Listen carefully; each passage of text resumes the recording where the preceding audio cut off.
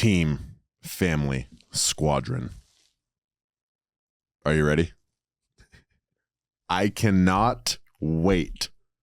And I'm letting the moment like really marinate here. And it's uncomfortable for both people on the mics.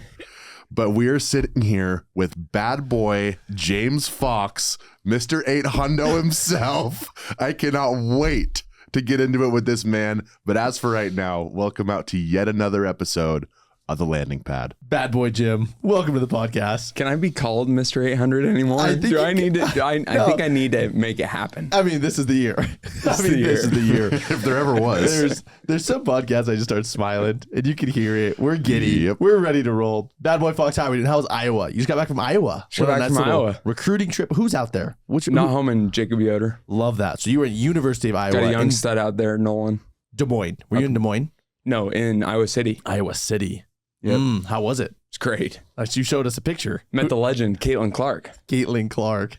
You were just saying that you were a little sweaty. You got starstruck. She's the greatest female basketball player of all time. Just wait. And she hasn't even been in the WNBA. Yeah. She might go straight to the NBA. She'll be the first. What a crazy, crazy thing that would be. You saw the guy, Bryce the Piranha. Saw Bryce. Great time. Great time. Happy to be back. Yep. Back to Sweet Kate. Yeah. It's good to be back. It's good to be back. Well, everybody, let's get right into it because James Fox has a story to tell. He showed us some of his thoughts that he wanted to share on this podcast. So I think we just dive right in. Cool. Let's do it. First and foremost, James Bad Boy Fox. We're going to go through his career. You're getting kind of salty at this point. Getting old. 2018, 190 accounts. Great rookie year. 2019, 174 accounts. 2020, 280 accounts. 2021, 573 accounts. How much rev did you do with 573? 411. Perfect. 2022, 700 accounts. How much rev? 525. And then this last year, just getting better every year. Getting better with age. 710 accounts. And 655? 665. 665. Don't count out. Come on, an extra 10K. I would never do that to you. Dude, I love this story, James. And before we even get started, because I think that, dude, the point of this podcast, and I say it a lot, is to let's introduce a lot of these new golden doors because I love people being able to relate to somebody different. Not everybody can relate to Zach Seeger. Almost nobody can, for the record. Who's that? Yeah, freak. Never met him. Not a lot of people even can relate to like a lot of those people that just kind of have that screw loose. And it's like, yeah, it makes sense why you did a golden door because you're just an absolute psycho. Then we sit down with people that are like, oh, so Jim's like he's like a normal dude. And he went out and is in the top 1%. Like people, I think, can relate to that a lot more. I would love for you to talk on, I was reading through your notes, like marathon running. Do you consider yourself a runner? Have you always considered yourself to be a runner? No, I've never really ran. Really, as I started, I've been in long distance running for about a year now. Okay. 2 years. So not a runner. So no. Yeah. Always knew I could. Yeah. But yeah, it's just different. It's so much different than going on a treadmill and running for 2-3 miles, running a long distance, because you can't count down the time when you're running for 4.5 hours. No. It's not the little thing on the treadmill that you're watching the little circle finish on the Peloton treadmill. You'd go insane. Dude, so you don't even think about the time when you're running that long. Walk me through why you got into marathon running and how you feel like marathon running has helped you, because you just started a year ago, you're saying, and lo and behold, you did a golden door this last year. Talk to me about how running has helped turn you into the person that you are. Yeah, I think it taught me a couple of valuable things. Really, the way I got into it was a few great guys. I think it was Seeger, a couple others. Hey, come run this marathon. I'm like, okay. And started running. Really, the longest distance I'd run before I actually ran the marathon was 13 miles. And it's like you learn these brain switches, like to turn your brain off when you're running that long. Mm-hmm. Because if you think about the time, or if you think about like, oh, dude, I've got 4 miles left or whatever, that mental battle is just exhausting. So you almost have to just be in the present. That's it. Like you're running, you control your own thoughts. You don't think about, oh, when is the end? It's just, you just are running. and you're just enjoying the time, like in the present time when you're running. And so that was kind of a big mental switch to me, where it's like, it really is about living and staying in the actual present and not looking at like, oh, I've only got 1 mile left. I've only got 3 miles left until I finish, if that makes sense. Because it's daunting, right? Like when you're about to start, it's like the same thing, the same vibe that I feel like with running a marathon. I haven't done it. Would love to do it. It's like, I remember when I would go into the testing center and I knew that like this test would take me 4 hours, right? Like the idea of going in there and having to sit down for 4 hours, dude, it's daunting. The idea of a marathon, like you're going to be running for the next 4 hours. Yeah. Then there's no shortcuts. It's not like you can just like not do it for 4 hours. Yeah. So it's like, you just got to take it question by question, like step by step. Yeah. How do you feel like that's transitioned into door-to-door now? Yeah, it's the same sort of thing. Like you don't think of like, oh, I have to sell. Like you have the roadmap. You have to run. You're going to run 26 miles in 4 hours. You're going to sell 30. Maybe your goal is 30, 40 accounts in a week. But day by day, you're just like really just in the present, and you're just doing your best, and you're working your hardest in the present tense, and then the results take care of themselves. But I think that's kind of where it was like, I no longer was thinking like, oh dude, like I have to do, I'm not having this huge stress on me, or counting down the time of like, oh dude, I'm this much short, I'm not going to hit the goal. It's like, no, I'm just going to do my best in that week. Yeah. And as I improve every day, or as I focus on these things that I can control, then the outcome's just going to happen. And it's like the marathon will get ran. Will get ran, right? Yeah. It's like, it might take you 4.5 hours though, right? But that's the thing. Like if you're continually like staying in the moment, like 650K will get sold. Yeah. If you're like, that's the end goal, I know I'm going to do it. It might take me a little longer. It might not be sexy. It's not going to be sexy. Listen, it's not going to be sexy. But like, if you just stay the course and if you just keep jogging, like the job gets done. Yep. Right? Do you feel like you had that mentality a couple of years back? Or why do you feel like, because you sold the same amount of accounts, 700 accounts this year, you just had a higher contract value. When do you feel like that mentality, like the enjoy the process, like really kicked in for you? I think when I started like really like focusing on what my potential is and like striving to complete it, like there were definitely years where I coasted and I didn't know what my potential was. Yeah. I had no idea because I was coasting. Whereas when like I was like, okay, let's see how good I really am. Like these guys, I remember even our first year, my very first year, 2018, McKay was like midway through the summer, he's like, dude, these managers, even John, has nothing that I don't have. You know, and I was like, I heard that, I was like, what the heck? Like, John's been knocking forever. He's selling 1,000 accounts. Like, what do you mean? But that was the attitude. And later as I go, that's the more I think is like, dude, most of these guys really don't have anything that I don't have. No. And so then all of a sudden that belief in yourself is like, oh dude, if they're doing it, then I can do it. And that self-belief starts rolling, especially as you start working towards your potential. That's how you build self-belief. James, talking about the last 6-7 years just as a whole, one thing that I've loved to ask the Golden Door winners, especially the ones who've been in the industry for a really long time, is or you at least you have an idea of who James Fox was circa 2018 in Philly. And you also know, at least to an extent, like who you are now, a Golden Door winner, running a huge program. What would you look back and say, like, this is the quality that has developed the most over the last 7 years of my journey through door to door? Is it, dude, I am so much more patient. I have so much more perspective. I have so much more belief. Is it, dude, I have so much more understanding. Like, is there one thing that you can put your finger on and say, this is the quality that my journey through door to door has helped me cultivate the most? I think there's so many. Like you build so much doing door to door in the kind of the refiner's fire, you know? Sure. So I think probably the overarching one is just self-belief. I think for sure is just like, oh dude, like I'm capable of good things. I think consistency, like being more consistent in everything in my life. Like you have to be consistent if you're going to succeed in door to door or like sell at an elite level.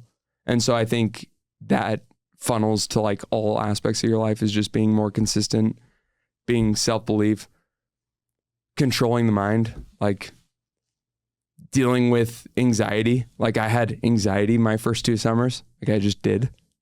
Learning how to overcome that, how to cope with it, learning different mechanisms that way. So stuff like that. So and I would love to, let's just dive right into there because I think that this is not a subject that is talked about enough. So you said you had your first 2 summers. Have you had it these last 4, anxiety? It's there, but I know I've put systems in place to control it and overcome it and not let it affect my work. Yeah, talk us through that. What are those? Because so many people like, this is the sauce. Yeah. When somebody's sitting in their car, they just drop their car partner off and they're just like, maybe I gotta go poop again. Dude, walk us through it. You got over it. You figured out the systems, the mechanisms, dude. Please share the sauce. Yeah, like I think everybody has the fear of unknown. I was talking to Josh Nielsen a couple of years ago.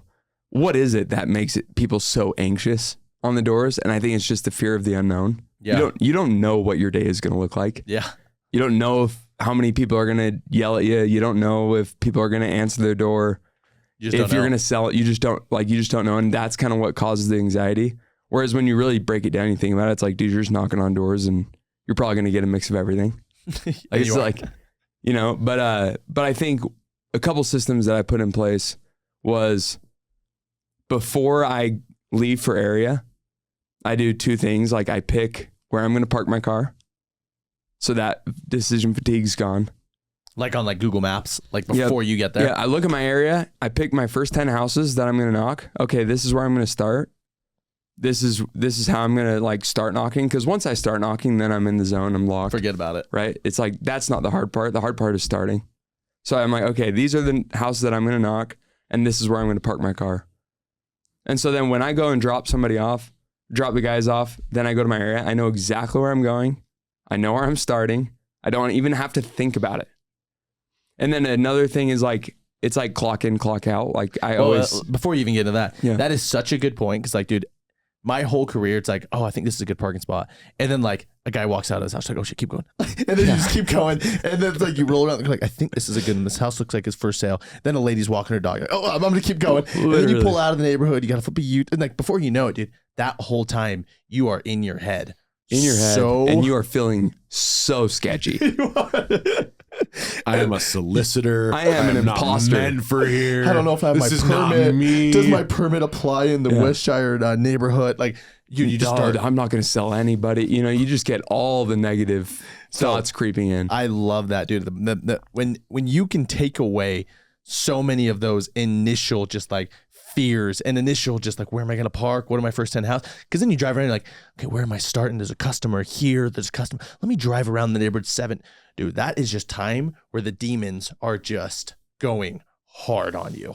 Yep. Right? It is just like, well, dude, maybe you should just go get a drink real fast. Like maybe you should call. And it's so easy to spiral.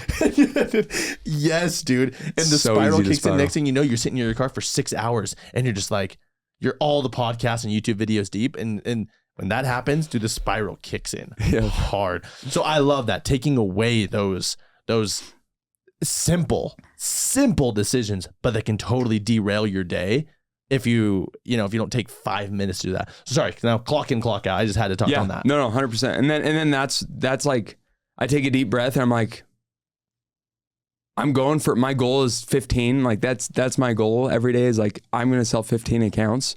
Like today is going to be a huge day. But when I'm actually like about to knock, nothing matters. All that matters is I'm clocking in, I'm clocking out. Like that's it. Interesting. And that way it just takes all the pressure off. I can just be in the zone. Like my goal is still 15, but my first goal is to clock in. And then my goal is to clock out. Right? That way, come what may. Yeah. Right? And that's what just makes it simple. It takes the pressure off of me. I know that I'm going to get deals once I start knocking. So there's no point in just having all this like huge amount of pressure on me. So that's kind of how I alleviate that. How do you feel like you're a person, because some people thrive under pressure, thrive, right? Like if it's a competition and they're down 5 sales and there's only an hour to go, that's when they're just like, hell yeah. Right? Like I'm not like that. Right. Yeah. Where it's like, dude, I'm going to do my thing. How do you feel like you deal with, do you thrive with pressure? Do you like, is it helpful? Is it just like, oh, I'm going to get rid of it? How do you, what's your thoughts on pressure? You know, it's funny. It's a healthy balance for me. Yeah. Like sometimes it does push me. And then sometimes when I can feel like it's demotivating me, I just take it out, you know? So it's kind of like a healthy balance of like, if I'm going to stay in my lane, I'm going to stay in my zone. And then if I can use it as a motivator, I will. Mm-hmm. Like if Britton or Jensen or one of these guys, Nate Brady or something like that, is like pacing to beat me, like that's gonna just, dude, I'm not gonna let that guy beat me today. Yeah. And then I'll like really like create this urgency and stuff.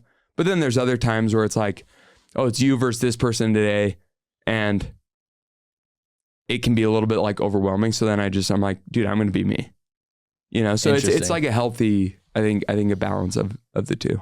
And do you feel like you've learned that over the last, like that's been something you've learned about yourself? Yeah, it's just yeah. So sometimes I'm all for it, and sometimes I'm like, dude, that's just gonna stress me out. Yeah, you know, like so it's just learning. It's just learning what motivates me, and that's another thing with the running and the experience doing door to door is you learn so much about what motivates you, and then you just got to use those to your advantage. Love that. So the quote that comes to mind, I'll probably botch it, is you won't rise to the level of your goals, you fall to the level of your systems. Mm-hmm. To me, it just seems so action oriented what James has put in place. Like, no, I'm going to park here. I know where I'm going to start knocking. I know that I'm just punching in. I already have systems in place for where my guys are going to ask questions. I have systems in place for when my day starts to go not the way that I want it to. I have systems in place for exactly how I'm going to rack and my process for selling, like even subconsciously, whether they're written down or not, like we all start to implement these systems. But I think it's the few who are really intentional about setting the extra 3, 4, 5, 6, 7 systems throughout their summer that makes a difference from, you know, go out and sell by default and sell your, 150 to 300 versus I'm going to implement these other 5 systems that are going to allow me all the bandwidth that I need to go and sell 650K. Switching gears though, James, one of the things that I've been most impressed with you is not just the personal selling, but more so like how you lead in the experience that you've been delivering your reps. In my opinion, Austin this last year was one of the best teams in the company. When you approach leadership and you approach delivering the kind of experience that you consistently have for your guys, what are you viewing as like the most important thing that you need to be for your people? Ooh, that's a loaded question. Well, first off, shout out to Parker Anderton, Swandy Baggins, who I kind of got to be mentored by just in Portland the year before.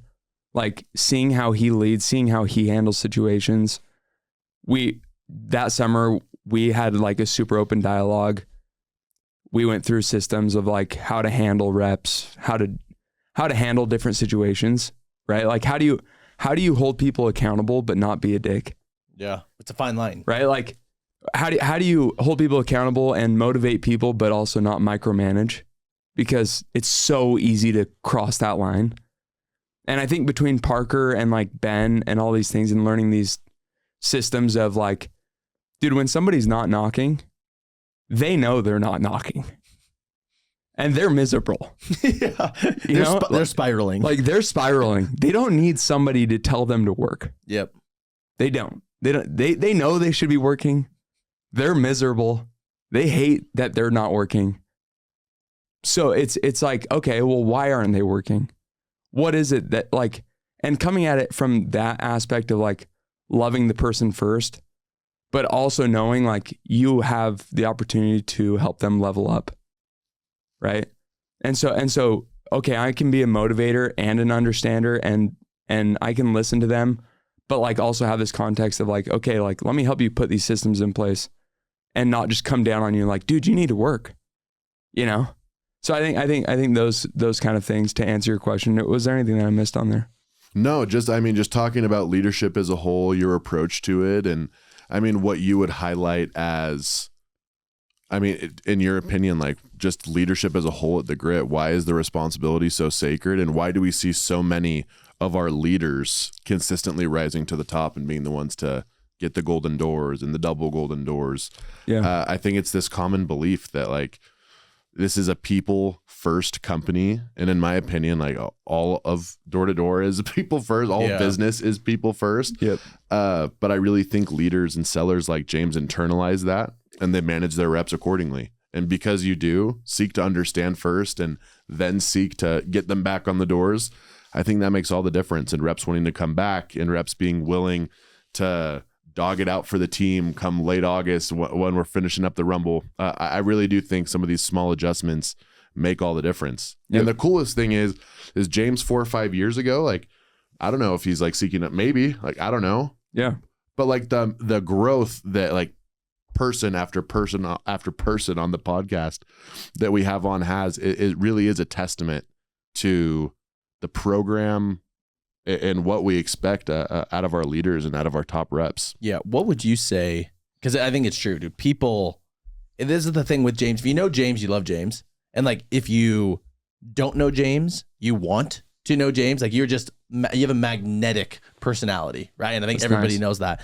That being said, dude, what do you feel like over the last year, 2 years, what has been the biggest leadership quality that you have learned? Because I do also feel like, yeah, to that point, maybe it was working with Parker and Ben, whatever that is.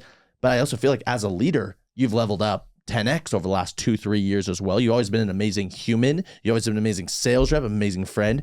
I just feel like as a leader, you have leveled up immensely over the last couple of years. What do you feel like has been the biggest thing you have learned as a leader these last couple of years?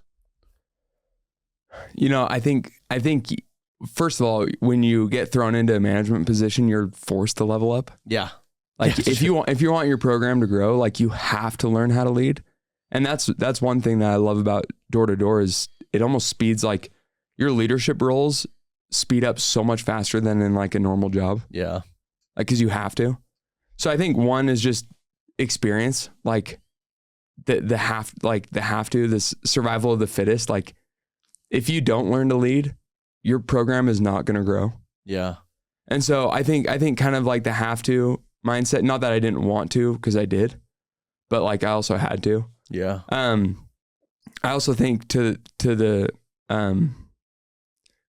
as far as the other stuff goes, like I can't say enough. Experience just trumps everything.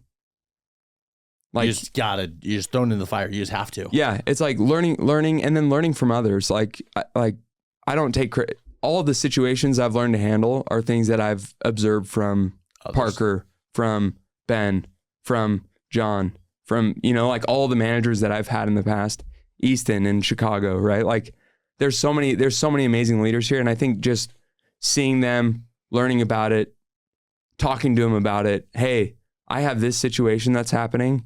How do I handle that? And then over time, you kind of gain that experience on your own, but you don't have to like reinvent the wheel.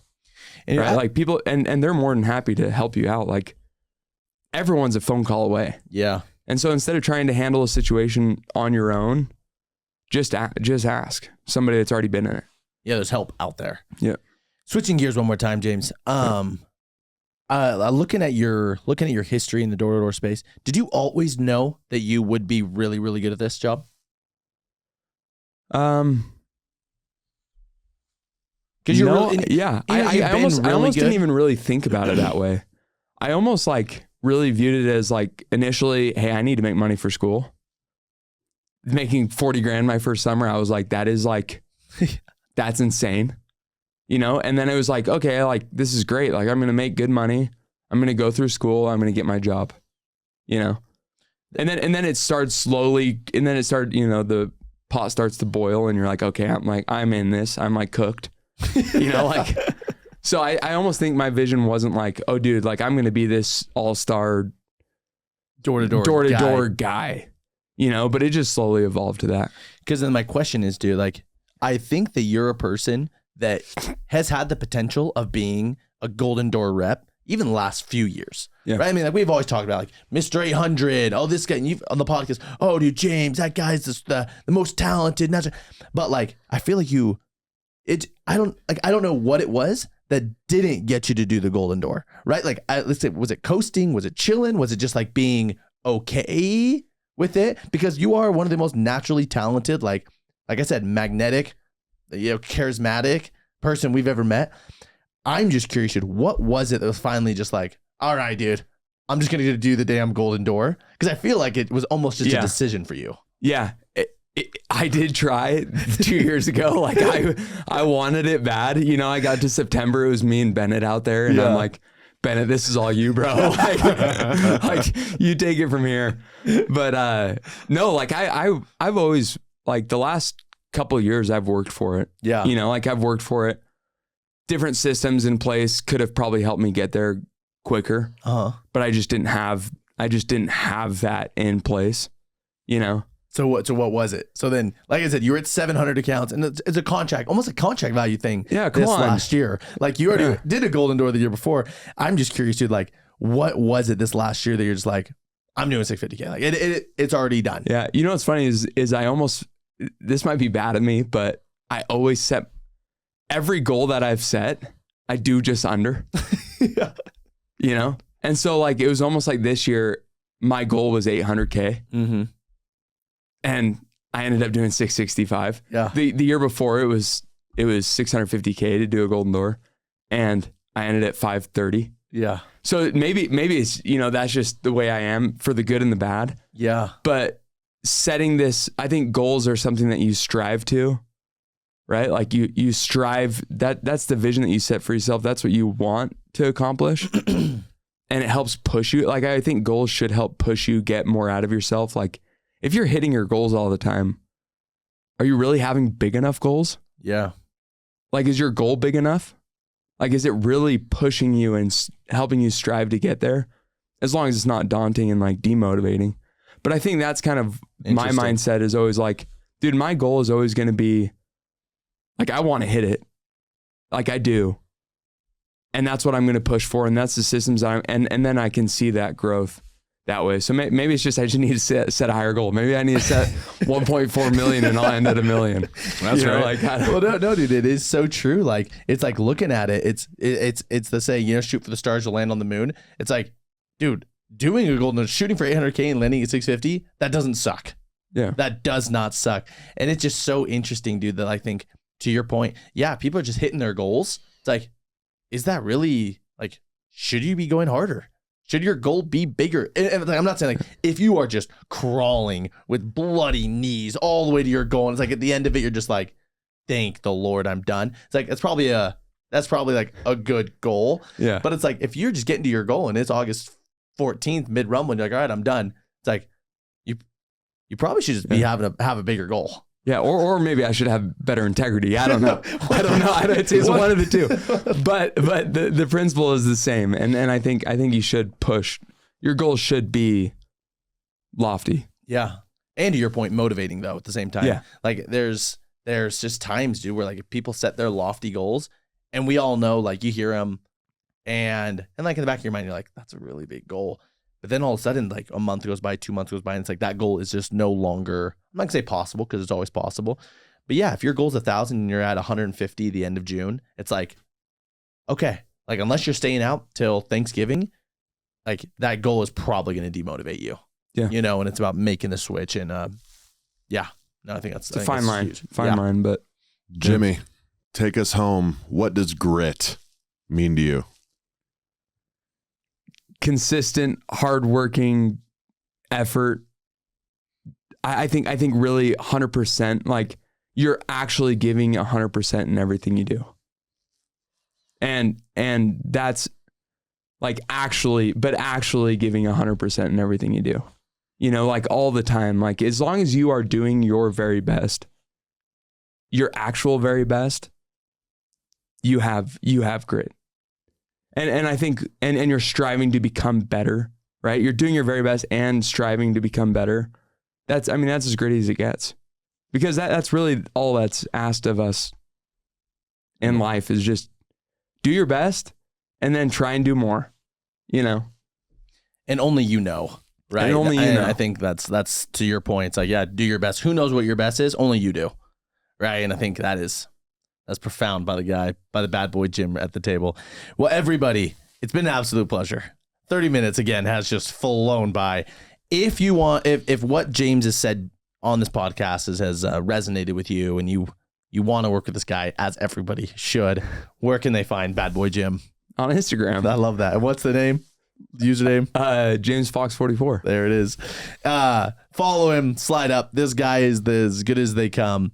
Bad Boy Jim, we absolutely love you. It was a pleasure. Thank you for your time. Thank you, guys. As for this episode of The Pad, we out.